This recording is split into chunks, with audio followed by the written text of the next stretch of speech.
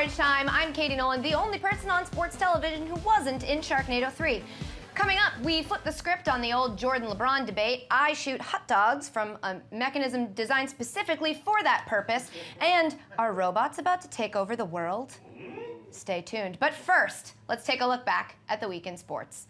The Gold Cup final wrapped up here on FS1 about an hour ago. Last week, I caught some heat on Twitter for not talking about the game that had just ended, even though I tried to make it clear we pre-tape this show like a day in advance. But no excuses. This week, I enlisted the help of Fox Soccer analyst Alexi Lawless. Here is his take on the game that just finished, in which was victorious. So Alexi, I am just going to read a bunch of possible outcomes, and what I need from you is just a soundbite reacting to each one, and then we will air the one that makes the most sense. And the rest will never see the light of day. Unless my producers up, which I'm not gonna lie, it has happened, but it won't happen this time, they assure me. So let's go ahead and start with, let's say Mexico beat Jamaica 1-0. Look, Katie, this was an incredible game. The way that Mexico came out on fire right from the first whistle. Now, Jamaica beat Mexico 1-0. The fact that Jamaica, Katie, was able to come into this game and beat Mexico, that says so much about this Jamaican team. Do this one just in case. Jamaica beat Mexico 12-3. Yeah, I mean, we don't see a lot of 12-3 score lines, Katie. I certainly didn't see Jamaica scoring 12 goals. I didn't see him scoring 6 goals. I didn't see him scoring 3 goals. So now, to be safe, we should do one for if Miguel Herrera celebrated his team's goal so hard, his head caught on fire. Hats off to him for being able to come back in that second half after being engulfed in flames. It's entirely possible that a streaker might run out onto the field and score a goal, and then the refs won't see it, and so it counts. So let's go ahead and react to that. It would not surprise me after this if the streaker, if and when we find out who his name was, I think it was a he, from what I could gather, is signed to a contract for some club going on. Last one here, Lexi. When Donald Trump inevitably goes out onto the field and tries to erect a wall around the Mexican bench, we should probably address that. I don't think that it was a surprise necessarily that Donald Trump showed up, but that he actually went out there and decided to work and construct something from scratch in front of that crowd. It was something that I'm going to remember for a long time. Sorry, I'm just tweeting Alexi and apologizing that happened. And now texting my producer that he is fired. And also, why are you not here? We are filming a television show. Fired again. On to the next story. Earlier this week, we were introduced to something new and apparently necessary, the Nbpa Players Awards. Last night, the NBA Players Association held their inaugural Players Awards. NBA Players Awards for players, by players. The voting for the Nbpa Awards was done by the players after Kevin Durant argued during the season that the media had too much power in determining NBA awards. Durant said they have too much power. The players know each other inside and out. The media isn't in the film room and goes for a sexy name. Okay, Kevin, that's fair. So let's go ahead and take a look at some of the unsexy names that won at the Players Awards. James Harden, Steph Curry, DeAndre Jordan, and is that LeBron James? LeBron James. Who are these people? I've never heard of them. But okay, so maybe that part of Durant's point wasn't exactly accurate, but it doesn't disprove his larger point that the Players' Awards are important. Although they couldn't be that important because, as multiple sources point out, Durant and other recognizable superstars were nowhere to be found. Yes, the guy responsible for this whole thing didn't even bother to show up, and neither did most of the nominees. The only one who had a legitimate excuse was LeBron, because no one should have to show up to an event just to lose the MVP award for the 3rd time in 1 year. Again, guys? Really? But okay, so they picked obvious names, and no players showed up, but Kevin Durant still has one very valid point that we can't disprove. The players do know each other much better than the media. Have any of you guys heard from Kobe, and if so, what did he say?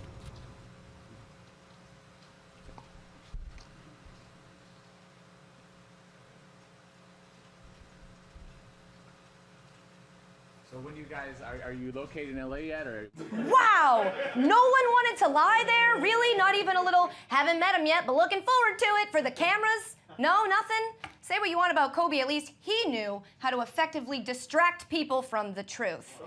Overall, the Players' Awards seemed pretty pointless, which is fine, because it's an award show, and that's how they roll. But I gotta say, it just rubs me the wrong way that everyone in the NBA is friends now. I'm not saying it has to be this, but it certainly shouldn't be this.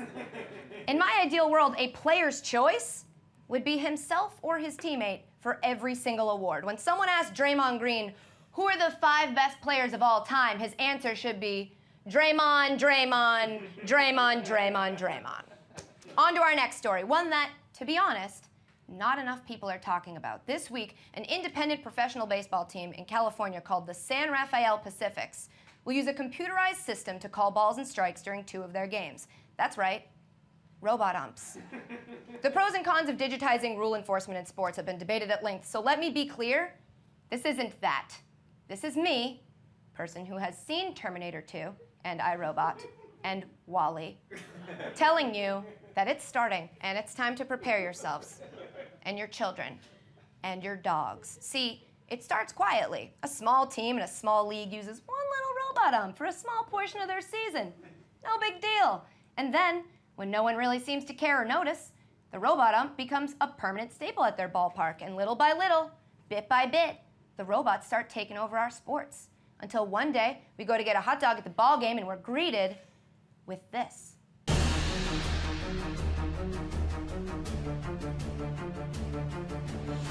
And then, when that inevitably makes us say and we go to grab a beer, this happens.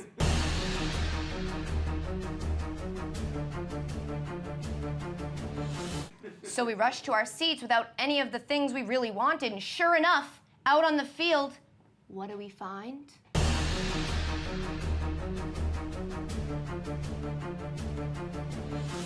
Yeah, it turns out robots love soccer, so in the robot future, all sports equal soccer. But it does look like they still take about as long as what we once called a baseball game, so that's good. Regardless, guys, the robots are taking over. Don't say I didn't warn you.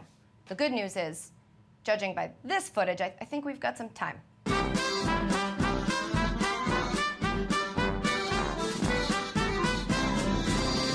Oh, lastly, and most importantly, tough to believe something is more important than that. This week, LeBron James signed with Warner Brothers, once again sparking rumors that he will star in Space Jam 2. This, of course, has ignited the age-old debate, who's better, LeBron or Jordan? So we brought in SB Nation's Ryan Nanny for a new segment where we take a cold, bland debate and heat it up to make it more delicious, called Hot Topics.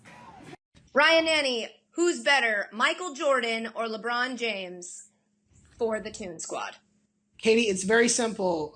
Michael Jordan 6-0 in finals, LeBron James 2-4. Nothing is more final than playing the Monstars. Give me Jordan. Here's the thing, you cannot compare the NBA championships to Space Jam. If you're trying to say that one of them has more experience, it's clearly LeBron.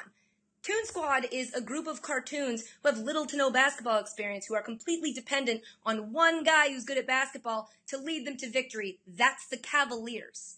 Okay, I see what you're saying. Matthew Dellavedova does play dirty, much like Wile E. Coyote. But we're talking about Jordan came up in that defensive-heavy NBA when you got fouled and you got fouled hard.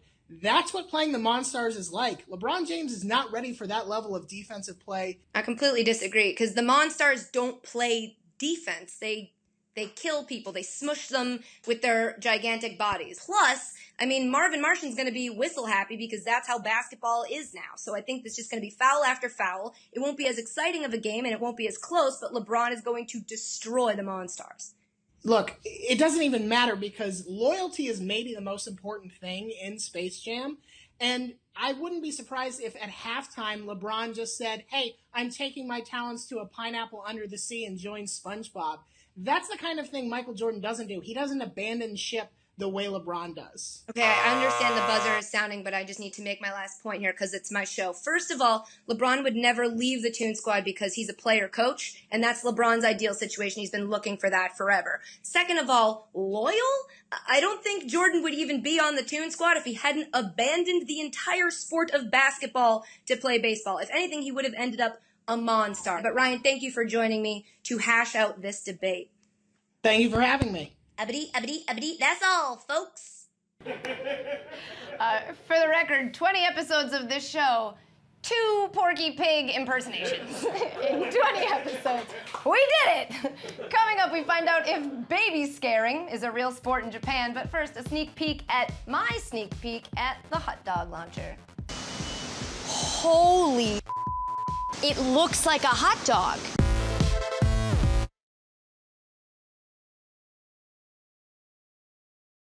Welcome back to Garbage Time. Without NFL, NBA, or NHL games going on, we thought it would be a good time to explore the world of new and interesting sports in a segment we're calling, Is This a Thing? My competition this week was Daily Show writer Trayvon Free. Is this a thing? Trayvon, thank you for being here. Thank you for having me back. Of course, this game's a little bit weird. We're gonna hear my producers describe a game or competition, and then we have to decide if it's a thing or if it's completely made up, not a thing. I can do that.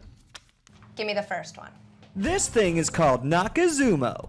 It's a 400-year-old contest held in Tokyo, where parents hand their babies to sumo wrestlers who try to get the babies to cry. First baby to cry is declared the winner. If neither child cries, the ref puts on a devil mask to scare them and speed things up. Is this a thing? All right, so I'm gonna say because of the fact that the first baby to cry wins, that to me sounds like not correct. So I'm gonna say not a thing. Yeah, I'm gonna go. The devil mask thing seemed weird. It got weird. But you know, Japan has those weird game shows. That's true. So it's. I'm gonna go not a thing. Not a thing. It is a thing. Watch this. Oh my God! I was on the right track. Look at the mask! These people are sick. Oh my God. Who does this? You don't then get to keep your baby, right? Because you're clearly an awful parent, Right. so then it's kept by Japan. Now I know I've never met a happy Japanese person. Like, on the baby, you start out being afraid from birth. Welcome to the world, devil mask. Let's do the next one. This thing is called Skimkata. It's a pool cleaning competition held every April in Kissimmee, Florida, to see who can clear an Olympic-sized swimming pool of debris the fastest, using only standard-sized skimmers. Obstacles such as pool noodles and humans on floats are included among the debris to add both difficulty and fun. Is this a thing? Skimkata. That sounds like a weird sex thing. And you're allowed to use any size skimmer you want. Or pool noodle, whatever you want to use.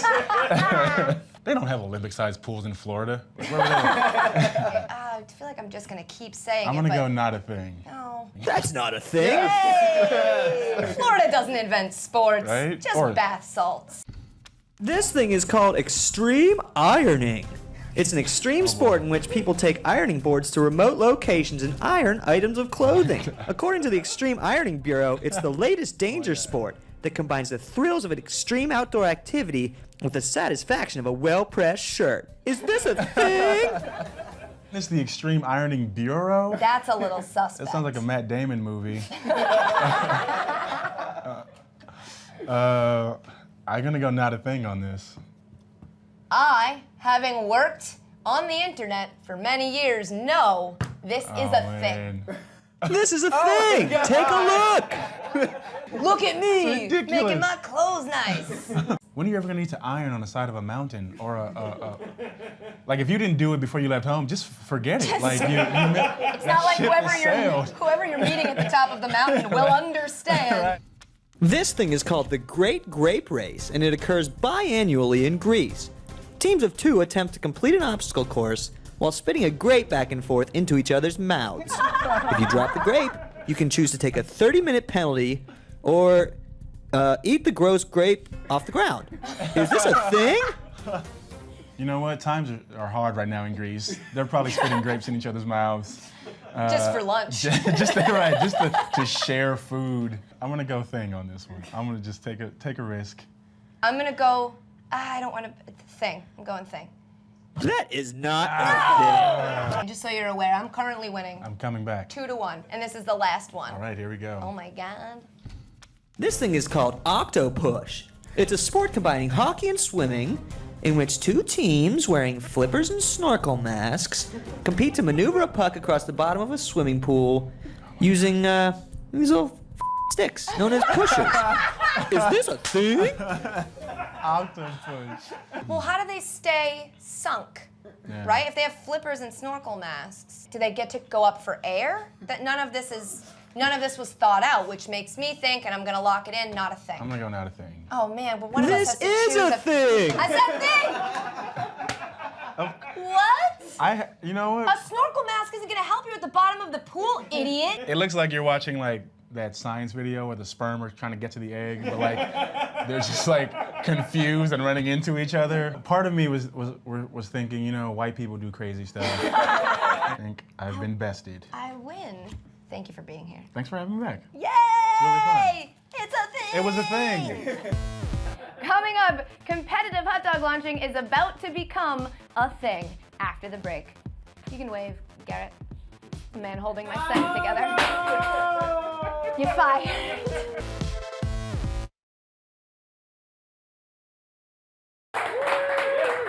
Welcome back to Garbage Time. By now, you probably know I can't stand the wave, t-shirt guns, or anything that takes my attention away from the game at a stadium. And how you know this is because you've seen my commercial that plays about 65 times per commercial break here on Fox Sports 1. But then I heard that the Phillies have a hot dog launcher and wondered if my stance was maybe worth reevaluating. But who's in charge of it? How does it work? I went to Philly in search of some answers. So you guys are responsible for packing up the hot dogs and shoving them into the machine. Yeah. What we do is we take the hot dog and 2 pieces of paper, and then we have duct tape and wrap it around. Duct tape. Duct tape. Now, I'm no scientist, but is that sanitary? Absolutely. So if you just feel okay about wrapping them up in duct tape and shoving them into a cannon, Sure. Oh. You wouldn't want to be covered in hot dog and bun. I wouldn't. But I also wouldn't want to eat duct tape. Well, it's like any other food. You have to unwrap it before you eat it. What about ketchup and mustard, various accoutrements for the hot dog? There are multiple stands throughout the ballpark that have condiments. So you shoot it to me, but then I still have to get up and get the condiments myself? While you're eating a hot dog that's been flying through the air, you're not at a restaurant. I'm now converted. I believe in the hot dog launcher. You've convinced me. I think I'm gonna, can I try it? Yeah, I think we can make that happen. I am sold. I am all in on this hot dog launcher, and I'm gonna do it. And if I'm gonna do it, I'm gonna do it really, really well. I sent one of my guys up into the stands with a target, and I'm gonna try to hit him. He's over there. See him? How often do people fall off this thing?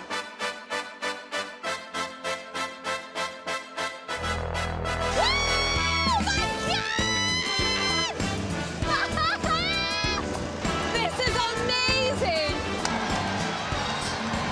Out there, out there. Woo! Me? You? You? That was pretty good. That was pretty good. I like that guy. That was a good one. Woo! Oh, hello, everyone. Oh, hello. Me? Over there? I'm gonna hit that target. Hit that target. Hit that target.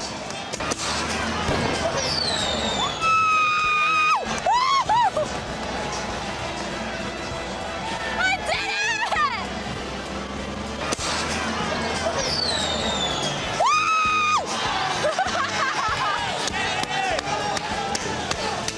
Woo! That is so fun! You guys! That's your job? How did I do? I did okay? I did okay?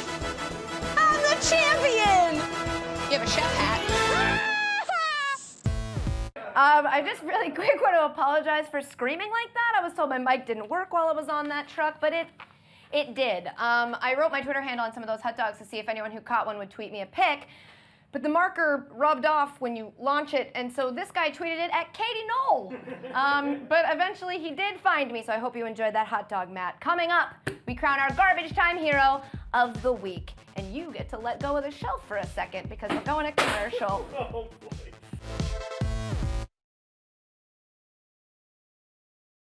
Welcome back to Garbage Time, where I don't know if you've noticed, but our set about to fall apart. It's time for our Garbage Time Hero of the Week. This week, it's this guy. That second round came, I was like, oh, okay. I won that round as well. Cam, keep up the good work. You're truly looking amazing. Some people say you're the Taylor Swift of boxing. I'm not saying I'm the Taylor Swift of boxing, but I'm not saying I'm the Taylor Swift of boxing. You did work a little more in the third round. But after the fight, I was like, oh, Cam, freedom beat communism. I would have given myself that fight if I was a judge. But I would say, hey, Cam, you're so fast. You're working the judges' table, and you're in the ring. Keep up the good work. That was Cam Awesome, who wins at everything in the world. Except that fight he was talking about. He did lose that. That's our show, guys. We're off for a little, but we'll be back in a month or so, right? I think we got renewed. I'll be back. Thanks to Alexi, Trayvon, Ryan, and the Phillies, and my producers, and my amazing crew of 2 people. We'll see you guys soon. Till then, enjoy more garbage. If you think I'm not gonna be better, then you say something. Ah! So you from around here? Come here often?